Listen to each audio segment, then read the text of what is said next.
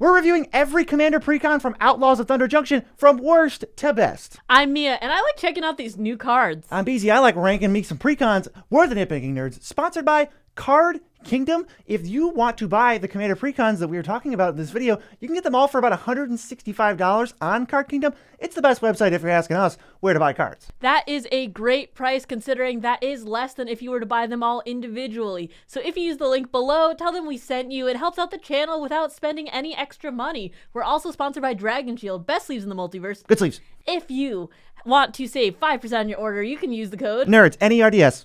at checkout to save 5% of your real money tax dollars on your entire order. And we're sponsored by Moxfield. Somewhere in the middle of the video, you're not going to be able to guess where, and I think the fact that we're going to bamboozle you really adds to the ad read we will do for them. And Patreon, if you want to join our Patreon, you can get decks audited, exclusive podcasts from us that you can't get anywhere else, and spell table gameplay that we play with some of our content creator buddies that you really can't see anywhere else, literally. So if you want to support the channel, which is a great way to do that, and see cool new stuff from Nitpicking Nerds, that's the best way to do it. So this is the Precon review. I love doing these every set. We rank from worst to best. We are going to be covering for Outlaws of Thunder Junction the Commander, the game plan of the deck, the best reprints, the best new cards in the Precon, the best budget ads for the Precon, non-budget ads for the Precon, as well as cuts, because every Precon's got some head scratchers that we don't need. These are pretty playable out of box, but they can always be better, so we're going to start this off at number 4. In 4th place here, we have the Most Wanted Precon at $45. I am so sad because I want this deck to be really good, but this deck is a mess. I thought it was the most wanted deck. I wish it was, but for me it's the least wanted deck. The commander is Olivia, Opulent Outlaw. 1 red, black, white for a 3/3 with flying and lifelink. Whenever 1 or more outlaws you control deal combat damage to a player, create a treasure token. And if you pay 3 and sack 2 treasures, you can put 2 +1/+1 counters on each creature you control, but only as a sorcery. So I like the idea of this deck because the commander isn't anything that specific. It's like, okay, play outlaws, which are assassins, mercenaries, pirates, rogues, and warlocks, kind of like a mishmash of creature types, and just make sure you are doing combat damage, which, you know, Mardu likes to do anyways, but this deck is a mess. Yeah, you would think that hitting players, making treasures, and then using those treasures to pump your team makes a lot of sense, but this deck is going in like 17 different directions. It has like life gain cards, it's got some sacrifice cards, it's got some combat damage cards, obviously, there's like treasure stuff going on. It's also trying to commit crimes, which is not required by anything on Olivia, so I don't know what's going on with that. This deck is just super confused. How about we get to the reprints, totaling $31.50 for the top 3 reprints, which isn't that bad. Brina the Demagogue is $9. We got Command Beacon at $14. It's a pretty good one. And then Reign of Riches at $8.50. This Commander deck, I don't know if we said, goes for about $45. So at least as it looks right now, that's good reprint equity in 3 reprints getting most of the value. There are some other reprints that are ranging like $6 to $7. There's like Vanewitch Coven and a couple others. So this deck, money-wise, I think hits the mark, but just synergy-wise, isn't doing it for me. But every set has some new cards, so let's talk about some of the best new cards out of this one. One of them I really like is We Ride at Dawn. 2 and a white for an enchantment. Legendary creature spells you control have Convoke. Could come really in handy. Whenever your commander attacks, create a 1/1 red mercenary creature token with, if you tap it, target creature gets +1/+0 until end of turn, activate only as a sorcery. I think this could get pretty interesting if you have, like, Ishin, for example, you know, like, attack triggers getting doubled, or if you really care about legendaries. I know some, like, Mardu, my friend runs one, and it just is, like, legendaries left and right for Mardu. Oh, like Dihada? Yeah, so I think that it can really play well in those decks, though I'm not sure how it's going to be playing in this deck. Yeah, this isn't really relevant to this deck particularly, but just note that mercenaries cannot commit crimes. They can only pump your own creatures. That's just something to note. So if you're trying to do that with mercenaries, you just can't. But I think if you play legendary creatures and a lot of Convoke, this is the card for you. We also have Vihan, I think that's how you say it, Goldwalker, 3 mana, 3/3. Other outlaws you control have Vigilance and Haste. And at the beginning of combat on your turn, you can have treasures you control turn into 3/3 construct assassins, in addition to their other types. So the assassin means they're part of the outlaws, which is going to mean vigilance and haste. So you have like an overrun on your treasures. We've seen it for clues. We've seen it for artifacts that are non-creatures, but this is a commander, and I think this is like such a cool deck. Probably cooler than Olivia. I really like the alternate commander a lot better. I think this is the Mardu Cyberdrive Awakener. This is a really cool finisher, and it's pretty easy to make treasures nowadays, so I would really like this as the commander. Another cool card in here is Angelic Sellsword, 4 and white for a 4/4 flying Vigi. Whenever it or another non-token creature's ETBs under your control, you create a 1/1 mercenary creature, and then you tap it and you get the target +1 only as a sorcery. We read it already. When it attacks, if its power is 6 or greater, draw a card. I think that like we can get a little bit of combo with like a few other pieces. That could be kind of cool. Just getting bodies for free just by playing non-token creatures is really nice. And being able to pump it, even if you have like anthems or something, if you take this out, I think the card draw in white is pretty well needed. I like that it's unrestricted. Whenever something enters, you get another token. I can't think of too many cards that are like this. A lot of them require like paying costs or once per turn or tapping to do something. So this is interesting, and it triggers itself. So you do get 2 bodies for 5 mana. And then if you make 2 mercenaries, you can get the card off of it. That's actually just a nice bonus. But this card seems sweet, and I'm ready to play it. But as far as budget adds for this deck, you've got the Outlaws Precon, you're trying to upgrade it. These are cards that are super cheap that we think are going to go pretty well in this deck, starting with Mirkwood Bats. Creating and sacrificing treasure tokens, perhaps. This is a way to close out the game, which I don't think this deck has a lot of. It has Mirror Entity in it already, but this is probably a much needed addition. I really like Mirkwood Bats, and with this deck, I kind of want to lean more towards the token making because there are things that make mercenaries and there are things that make treasures, and even though that this deck isn't very synergistic, tokens kind of do round out the whole theme, so this could be a really good way as like the slow drain. There's also Port Raiser. This is good because he's a pirate, which counts as an outlaw. This plays to the combat theme because you can get extra combats if he hits, and I think overall, you're not going to be trying to combo with like where you're playing this to begin with, so that could be a really good, extra like boost of damage. Yeah, Olivia gives you up to 3 treasures per combat, and if you're taking 3 combats, well, now you're getting enough mana to just play like a whole second turn after your main phase, set something up to save yourself, or just like hold up removal, or even just play more blockers, that sort of thing. Emberwild Captain, kind of just a pirate, so he's a outlaw, and he draws you cards, and he sort of disincentivizes attacking back. On our list, we also have Thieves' Tools. This will give you a treasure. It'll leave something unblockable if its power is low enough, so then you can actually get the triggers. And it's just flavorful. Thieves for Outlaws. That's pretty good. Name an outlaw that wasn't also a thief. I'll wait. Actually, I won't. We're going to go to Zagreus, Thief. Oh, of Heartbeats. He's a thief. He steals your heart. And he's got evasion with Death Touch. He gets Olivia triggers because it makes your creatures really hard to block, especially the little dinky ones. And it can be reduced, I'm sure. I haven't done an actual count of party members in here, but I'm sure there's some. And so this isn't going to be 6 mana. It's going to be like 4 mana. And he's got haste so he can beat down. And I kind of like that as an addition. I think it's good too. But for non-budget ads, we also have some spicy picks. One of them, you know it, you love it, it's Smothering Tithe. You want treasures in this deck. We're going to try and go towards the treasure and token making route. This is going to be a really easy way to do that. Yeah, a card I was surprised wasn't in here. Grim Hireling would have been a great reprint. It's a rogue, it hits creature types, it checks that box, and it makes treasures when your creatures hit. It has the same text as Olivia, but it is better because you get 2. And then it gives you a way to pay off, like Olivia does, extra treasures that you aren't using. Grim Hireling is like $10 right now, and I did not expect that. There's also Lotho, Corrupt Sheriff, that you can add into here because he's a rogue too, and he makes treasures whenever anybody casts their second spell, including you. Another staple, Dothy Voidwalker. It's a rogue, it's unblockable, it's going to give you treasures every time, and it's got the bonus of being one of the best hate bears ever printed. Plus it has Shadow, which means if you do have to swing with it, you can get the Olivia triggers for combat damage, and Prosper, Tomebound. He's a warlock, which is also an outlaw for some reason. You get treasures from him, you get card advantage, and he has Death Touch if you do need to chip in for attack damage. He's got a little bit of everything. I love him. He's a good blocker, but he's also a pretty good attacker. They have to commit at least 2 creatures. You're going to kill the better one, so most of the time they're just not going to block this, and that's nice to have. And it just, if you just sit and play, it's just an outpost siege that makes treasures, that fuels Olivia. You can easily, I think, maybe with this deck, even though you're not like mono cast spells from exile, I think you could chain enough spells with it, get enough treasures to activate Olivia twice, and when you do that, that's basically your win con. I mean, outside of Olivia, this deck's a little weak, but if you can power that up to, 4 +1/+1 counters in a turn, that's probably game. Okay, but we gotta cut some cards. We gotta make room for all that juicy stuff we just added. So we're gonna talk about 5 cuts, and it's just some of these confusing cards. We're not really sure why they're here. There's starting with Witch of the Moors. Yeah, we can only pick 5, sadly. This is like a life gain payoff. But Olivia has lifelink, but there's no there's nothing about this deck that's saying, I want you to consistently gain life. I don't know what this is doing here. It's a good reprint value, but it's not a good deck synergy piece. There's also Mass Mutiny in here.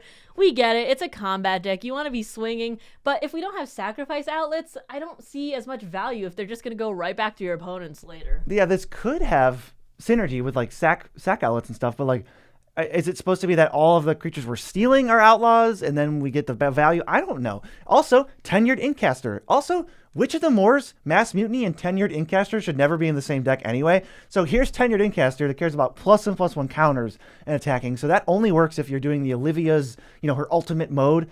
And I think at that point you're pretty excited to be attacking with your beef. And this is 5 more mana to put on top. So just forget this card even exists. Another 5 mana card in here is Life Insurance. This was a hyped one, but this is a very expensive to come down enchantment. And the Extort is probably nice, but we don't have that many dice triggers. Mine is just our creatures dying in combat to begin with because we don't have sack outlets. So I think we can sub this in with a lot better synergy pieces. Yeah, like I said, we can't really force our own creatures to die. It's just weird. And then Miss Meadows Skulk. Mia wrote, here's what I'll just read what she wrote in the script. Bro, it's 2024. We could do better. So true. I think maybe they were just running low and they're like, we need an outlaw that costs 2 mana. Give me anything and I'll say yes to it. Print it, send it in the precon. I don't know what this is doing, but I've never even heard of this card. Yeah, this is a 1 and a white for a 1/1 with lifelink and protection from CMC 3 or greater. And yeah, it fuels your Witch of the Moors. It's 2024. Come on, we can do better. So the Outlaws deck, number 4 by a mile, but we're going to move up to number 3, and I think the remaining 3 decks are all pretty good. We'll go to Desert Bloom next. It's about $40 for this precon. The commander is Yuma, Proud Protector. It's 8 mana for a 6/6. It costs 1 less to cast, though, for each land in your graveyard. And whenever Yuma, Proud Protector, enters the battlefield or attacks, you can sacrifice a land to draw a card.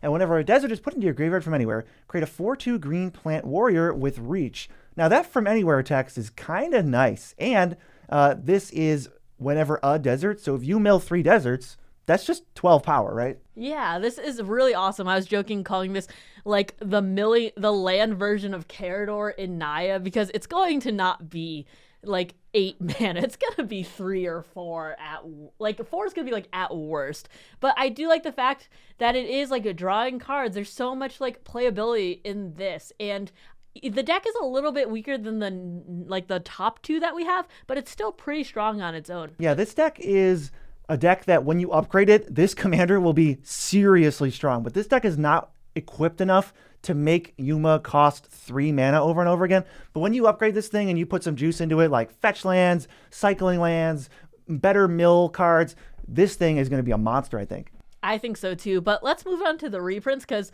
the total reprint value of 3 cards in here, the top 3, are $36.50. A big chunk of that is Ancient Green Warden at $20. That is way more than I thought it would be. That's very surprising. I kind of forgot about that card. Also, Oracle of Moldiah used to be a $40 card, but it's currently an $8.50 card. Next, we have to Moxfield.com. This is a website, so kind of breaking our rule of talking about reprints, but I think it's worth mentioning that on Moxfield, you can check out the lists of all of these precons exactly preserved as they were printed. You don't have to wonder if John 1278's deck that says Desert Bloom Precon is actually the Desert Bloom Precon because they've made a Wizards of the Coast account. The Moxfield guys, it's great. Highly recommend. And the last reprint, Scoot Swarm, also $8. Scoot Swarm is a great one. It's a staple in any landfall deck. You're going to be throwing down so many lands in here. It's going to make so many bodies, and we're going to go on to the new cards. One of the best new cards in here is Embrace the Unknown, 2 red for a sorcery. Exile the top 2 cards of your library. Until the end of your next turn, you may play those cards. It also has Retrace, so you could do it again if you want. Kind of random. I think it's totally fair. I'm always going to note mono red card draw because mono red, it's been struggling. It's been struggling. This is their shot at a divination. I do like that it says until the end of your next turn, not until the end of your turn. Kind of confusing. You got to reread every red impulse because they're all different. I like the fact that it also has Retrace. You want to be putting lands into the graveyard anyways, and Yuma actually triggers when you put lands or deserts anywhere. So you could just discard it to retrace it and then get the body out of it. There's also Rumbleweed, 10 and a green for an 8/8, but that doesn't matter because this spell costs 1 less to cast for each land card in your graveyard, which there will be a lot. Vigilance, Reach, Trample. When it ETBs, other creatures you control get +3/+3 and gain Trample until end of turn. So this can be a cheaper Crater Hoof if you really want. I think this has potential. I would maybe say Overrun, and I wouldn't go full Crater Hoof. We'll save that for the clickbait YouTube shorts. Yeah. But this, I'm kind of, my eyes glaze over when I see 1,000 mana, big creature, and it costs 1 less for each, because they've been doing that a lot, and it's kind of getting boring. However, this card definitely looks good because they added that extra like overrun. Like you're gonna get 1 mana for this most of the time when you're in the late game. It's like 1 or 2 mana, and you get an actual super good effect. So I like this. It looks better than like, you know, some of the Primeval Protectors out there, or like the Mega Sloth. They just keep, you know, the Hierophant Bio Titan. Biophages, yes. No, it's like that's a different one. Oh, wait, that's the Manadork. But yeah, I definitely get what you're saying. There are a lot of similar effects that come out of precons and new cards these days. But I do like the fact that this does have the overrun, because I feel like this deck needs a finisher anyways. Yeah, we also have Angel of Indemnity. This card is interesting. It's 5 and white for a 5/5 flying lifelink, which is nice to have. ETB, return a permanent with mana value 4 or less from your graveyard to the battlefield, and it does have Encore, so in the late game, you bringing 3 copies of it back, you get 3 permanents, mana value 4 or less. If you need more lands, great, you can get them, but probably you're just going to be bolstering your board state. And this does have some infinite combos if you want to throw like Felidar Guardian with it, or Safi Eric's Daughter. You can loop those all day. Kind of not very special in that regard, because we have Karma Guy, we have Sun Titan, we have Fiend Hunter, we have Revelark in that space already, but it's cool that it has Lifelink and Encore. I think that this isn't the best place. Like, this deck is not the best place for this card, but this is a cool card. I think it's one of the cooler new ones to come out of this deck. But let's talk about budget ads. One of the budget ads is Grapple with the Past. You can either get land or creature recursion from it, and it counts for a little bit of mill, so you can get those deserts into the graveyard. This is what the deck was missing a lot of, is the early mill. I want to play mill on turn 1 and 2 especially, and 3, and then maybe ramp a little bit with like a Harrow. It's already in the deck. It has Springbloom Druid too, but we want that early stuff. So when we pair it with the turn 3 sack a land ramp, we can maybe consider Yuma on turn 4 or 5. That would be sick. That could be a really good value. There's also Sylvan Awakening. You could turn all of your lands into creatures, and this could be a good finisher, because I feel like with this deck, it's a lot of like, okay, I have a lot of lands, now what? And turning all of your lands, if you have a ton of them, into creatures could really swing out for a ton of damage. Well, yeah, you turn all your lands into creatures, then you tap 1 mana for the guy that gives your guys +3/+3. Yeah. That's how you win. We also have Splendid Reclamation. We're milling, and we're a land deck. Come on, you got to have Splendid Reclamation. How about Tireless Tracker and Tireless Provisioner? 2 of my favorite 3-mana 3/2s that give you landfall value. Obviously, landfall plus landfall is a good thing. There is going to be so much landfall in here, it's going to be worth it. But there's some non-budget ads too. One of them is Lotus Cobra. You're going to be getting mana every time you play a land. We're going to try to play as many lands as possible. Yeah, it seems like a totally reasonable turn 3 play. Helps with like when you go Lotus Cobra into Harrow on turn 3, you're way up mid and you feel pretty great. Every fetch land ever. All fetches. Prismatic Vista, Fable Passage, Verdant Catacombs, like any of that stuff, you are so in for this, because you're getting double landfall triggers for all the trackers, provisioners, scoot swarms, and then they're putting cards in the graveyard for Yuma and Splendid Reclamation, and it's just value city. They almost feel like cheating in a landfall deck. But it's going to be so good. There's also Exploration. You want extra lands? This is going to come down early and get you those extra lands to put you way farther ahead. Very simple. Realms Uncharted is also a great one. You're going to be tutoring up 4 lands. A couple of them stay in hand, a couple of them go into the graveyard. Doesn't matter, because you're going to get value off them regardless. Yeah, especially in an upgraded version of this deck where you're like, I'm going to go find my best lands. Field of the Dead, obviously. Field of the Dead 2. Field of the Dead 2, Vesuva, Thespian Stage. And what are they going to do? Because you're going to recur the ones they put in the graveyard, and you're going to play the ones they give to your hand. And you can finish them off with Scape Shift. Put all your Field of the Dead zombies. That's an honorable ad at this point. Yeah. Put all your Field of the Dead zombies. I'm kind of offended that you left it off, actually. Okay. A little hurt. Well, I was focusing on the cards to get lands. I feel like everyone can fill in their own mana base, you know? No, people don't know. You are going to say it regardless. They're still sleeping on it. They're still sleeping on Field of the Dead. Okay, cuts. Oh my god, let's talk about the cuts. Was this deck kind of stinky with, like, it had more duds than you expected? No, it had Chromatic Lantern though, and that was the dud that I did not expect to have in this, because we are 3 colors and one of them is green, which we have ramp, we have lands, we have extra landfall.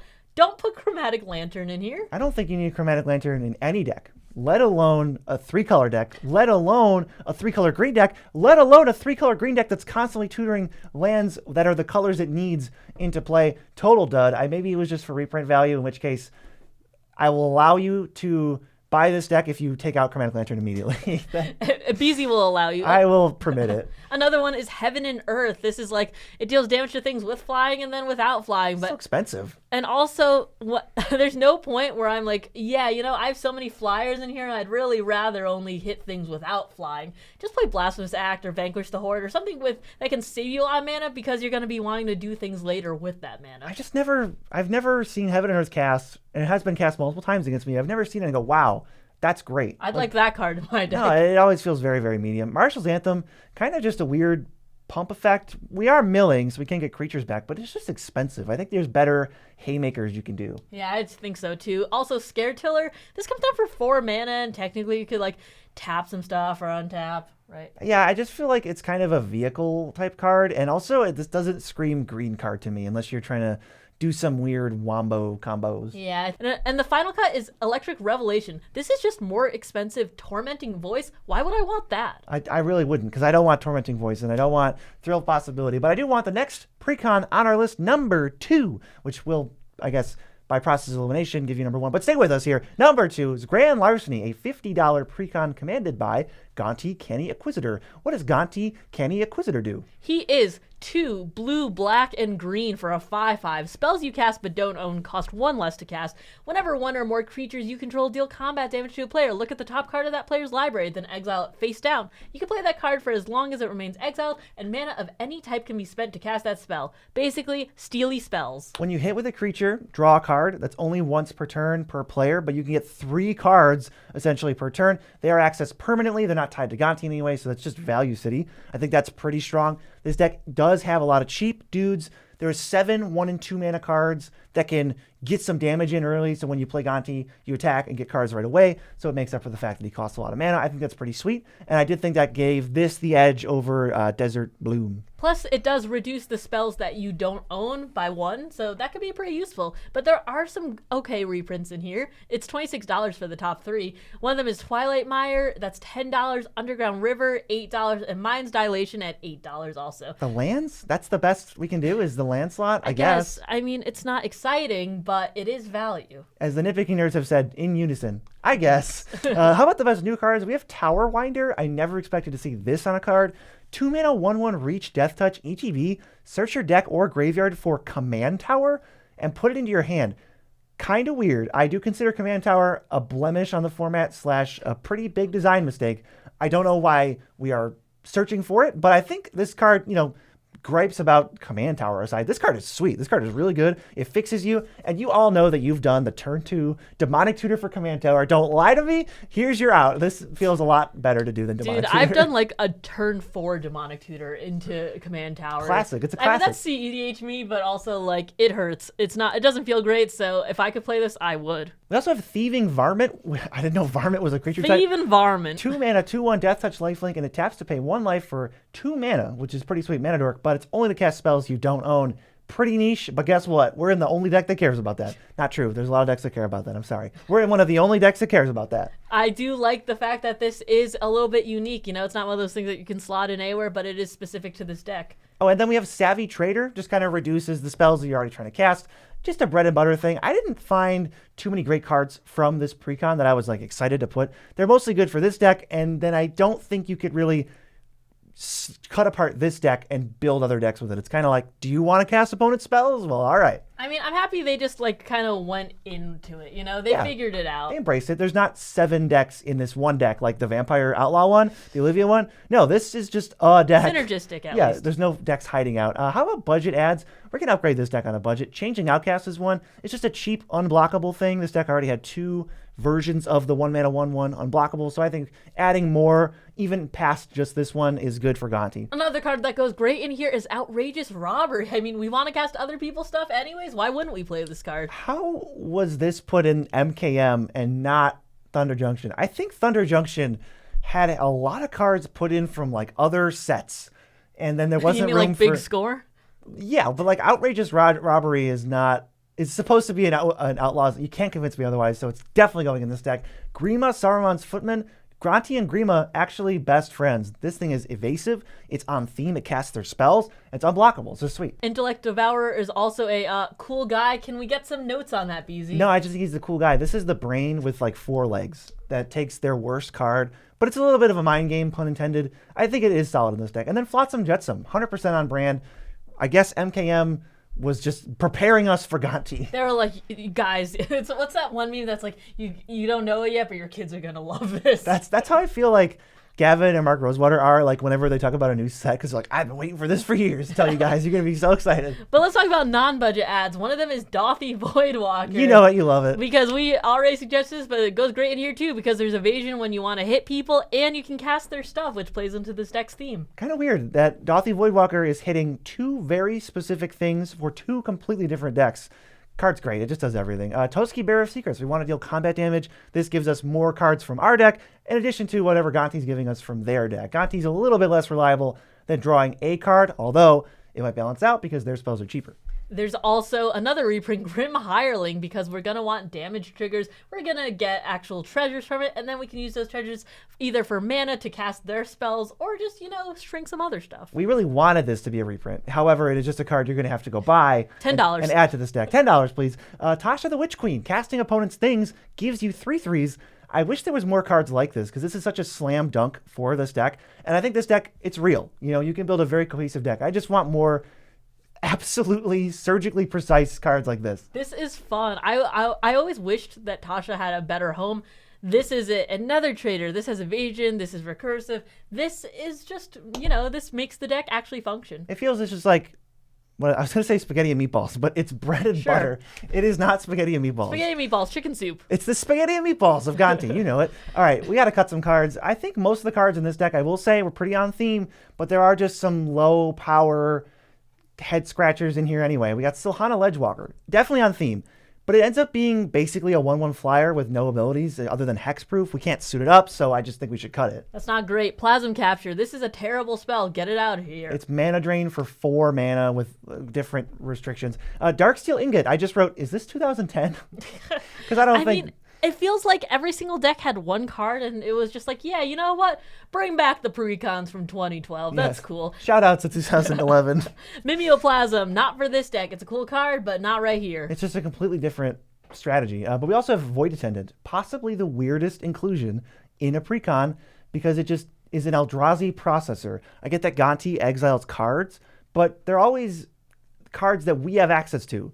There never is like exiling cards and then we can't cast them. So why would I want to process them when I can just play them? Write down in the comment below if you know what set Void Attendant is from. Yeah, if off the top of your head you're listening to this in your drive to work and you're like, oh, Void Attendant, I know that one. Then you get a gold star. Because for some reason I did. Yeah, for some reason that's what Mia is up to. But number 1, the best Precon of this bunch, I think by a lot, because the Commander just reads like an absolute fever dream, is Quick Draw, $40 Precon. The Commander is Stella Lee, wildcard, and reading this thing is a fun little experience. 1 blue-red for a 2/4. Whenever you cast your second spell each turn, you impulse draw. Until the end of your next turn, you can play it.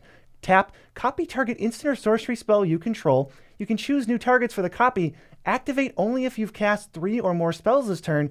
And you read that and you go, oh, well, they put a safety gap on it because tap, copy a spell is very strong. They didn't put the stopgap that you think it is, maybe upon first reading. This is not restricted to sorcery speed. It is not restricted to once per turn. So you're ended up with a card that goes infinite with 20 or 30 different common draw spells. If you take, I think it's called Refocus. It's 1 in a blue, untap target creature, draw a card. If you've cast 2 other spells, because you can cast this spell and then copy it, because it'll have been your 3rd spell. If you cast this spell and 2 other spells, you draw your entire deck. That's it. You just draw your entire deck with Stella Lee. The fact that it goes infinite with literally a ham sandwich and it fuels itself by turning your second spell into an impulse draw is like bonkers. This is a nutty card. There is a reason why in the spec game this month I spec'd on a card that cares about second spell. BZ read this card, but only read the bottom half for some reason. Went, this is amazing, and I'm like, there's more. I forgot the top half. There's a top half too. This is a crazy card. She draws cards and she wins you the game by herself. I think upgraded, this deck is a complete menace. This Precon, I'm not judging based on how busted the Commander can be. Just want you, the viewer, to know that if you ever see this card, please kill it. It needs to die. So the best reprints. If you want to total up the top 3 cards, it's $41, but I did list the top 5, and I'll just go through them really quick because there's a lot of value. Bloodthirsty Adversary at 14, Veyran at 17, Rousing Refrain at 10, but we also have Winged Boots and Shark Typhoon also at 10. So the Precon's $40. And the reprints are 61 of those 5 cards. I mean, I think this Stella Lee is also going to just be like $20 at some point. You know, it's just powerful. I could definitely see it. It's cracked. It is cracked. It looks like one of the strongest commanders I've ever seen since starting this channel. So if I'm thinking $40, I can flip these 5 cards for about 30 or 40. Then I just get a whole rest of a Precon to mess around with. This Precon has it all, folks. But it's also got brand new cards like Thunderclap Drake, which I think is awesome. It's a 2-mana 2/1 flyer. It's got the Electromancer reduction ability, and you can pay 3 and sack it to copy your next instant or sorcery for each time you've cast your commander from the command zone. So you're in the late game, you don't need the reduction anymore, so you sack this, then play some big spell, copy it 3 or 4 times, and you're off to the races. That is so nasty, especially if you keep looping your commander with something that like reduces it from the command zone itself. There's also Eris, Roar of the Storm, 8 blue and a red for a 4/4 with flying and prowess, but it costs 2 less to cast for each different mana value among instants and sorceries among cards in your graveyard, which you can get very easily. When you cast your second spell each turn, create a 4/4 flying prowess dragon. Wow, with a bunch of little cantrips, that's going to go real fast. This is kind of its own thing, the commander, but this is pretty scary too. If this was just the commander of the deck, I'd go, that's a lot of power for not a lot of mana investment, and this thing can keep coming down. Just like Yuma, it comes down for cheap all the time. I mean, if you have a 1-drop, 2-drop, 3-drop, 4-drop, and 5-drop instant or sorcery in your graveyard, that's reduction. You're paying 2 mana for Eris the first turn you cast it, and even when it dies, you're still paying 2 mana for it the next time. And you're getting 4/4s because you're going to follow it up with a spell since it's only 2 mana. I mean, this deck is like this deck works really well with itself. No matter the commander, I think that even if you swapped it out, it would be very synergistic. The deck hidden inside this deck is still better than the Outlaws Olivia deck. I wish the Outlaws deck was good. It's not the most wanted. We also have Crackling Spellslinger. This card's bad, but it's really cool. It's a 5-mana thing that gives your next instant sorcery Storm. So there's just probably a ton of bonkers stuff, and I'm glad we have an enabler like this for Storm, but it's pretty janky. All right, how about some budget adds to this deck? What can we power it up with? Like it even needs powering. One of them is Twisted Fealty. This is a stand-in for combos. I don't know if you want to add combos to your deck, but this could really do it. Yep, this is one of the examples of 2-card infinite win the game. All you have to do is have Stella resolve 2 spells and then play Twisted Fealty, and it will copy itself infinitely because it's an active Treason that puts a Wicked roll counter. You just keep putting the Wicked roll on Stella.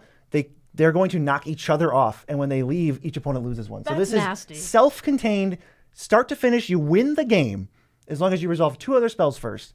I think there's so many ways to power this deck up, and oh my god. We also have Haze of Rage, which has buyback, so it fuels her ability to cast like Impulse Draw, and then maybe the last time you do it, you copy it. So this is like a win con if you don't want to go the infinite route. I've been hit with a good Haze of Rage by BZ, It slaps. It's really good. Frantic Search is another great one in here because you're going to be untapping lands and getting some more cards, and this can count towards your 2 or 3, spell count to actually get those copies. Yeah, it's extremely easy to fuel Stella, but if this is your 3rd spell or later and you want to copy it, now it's -3 mana to loot twice. Yeah, that's a really good value. There's also Pirate's Pillage. This has so much value when it's copied. I mean, we just want to get a ton of value because we're going to be chaining spells left and right in here. Yeah, the deck has Big Score in it already, so why not add the second virtual copy of it? It's a fair Stella Lee card. Maybe you don't want to go super fair, but we got some cards in the non-budget ads that are not very fair. Another fair way to win is Ral Storm Conduit. If you're copying enough spells, whether you're honest or dishonest, whether you're copying infinitely or twice,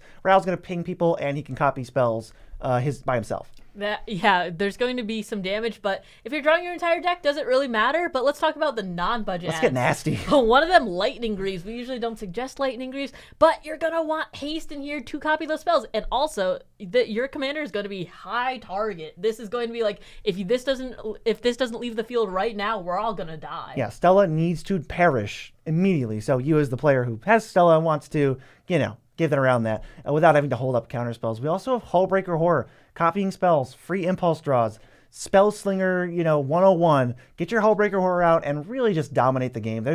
There's no way to stop this if you just have, 3 instants in your hand and you get to pass with all your mana up. There's no way to beat this thing. Also, this is a Precon card. It was in the Fairy Precon. Come at me, because Wizards definitely chose that. Yeah, it's not this Precon, but it was in a Precon, and it could be in this upgraded Precon. We also have Laboratory Maniac. If you're trying to get unfair and you're trying to play some crappy common that untaps Stella infinite times, totally reasonable. But get a lab mana down first, and now you don't have to add any more pieces, you just win. There's also time warp. Do you like extra turns? How about double that? How about infinite turns if you really want? Yeah, maybe there's something you can do with infinites. I don't know if Stella by herself goes infinite with it. However, turning time warp into time stretch for no additional mana seems pretty strong to me. We also have Jessica's Will, and I have this as a stand-in for like, anything that makes a bunch of mana. This is the best one, but there's like Mana Geyser and maybe even like Rousing Refrain was in this deck, but let's stick to the good ones, shall we? It just makes mana, and when you copy it, it just gives you enough mana to like maybe find a way to untap Stella later, get more stuff going, get the impulse draw, and I think it's a pretty solid like setup. But moving on to cuts, one of them is